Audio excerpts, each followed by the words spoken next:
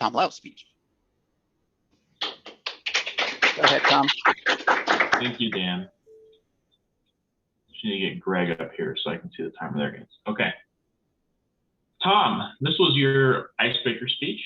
And as with any icebreaker speech, we assign you the task of really just learning the basic structure of a speech.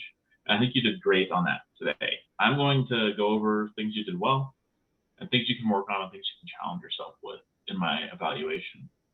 I thought your intro was very, very strong. I loved how you led with the story about your family and about your roots, where you had come from. I think that gives the club a really good idea of who you are and what you value. I think you really had a good structure to the speech, and that was led and expounded on by your structure of a story. You told the story of where you came from, what you're doing, why, and well, I guess that's really why you're doing what you are now, and then of course how. I think that was a great and really an excellent backbone to lead off of, to have a really strong structure to the speech and really tell an awesome story. You had great voice inflection. You used hand gestures really well.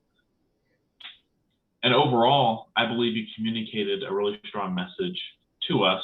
We could really clearly see what you had valued, or what you value and what you valued in the past. And that teaches our members in this club a lot about who you are. Now, some things that you can work on and some things you can challenge yourself with.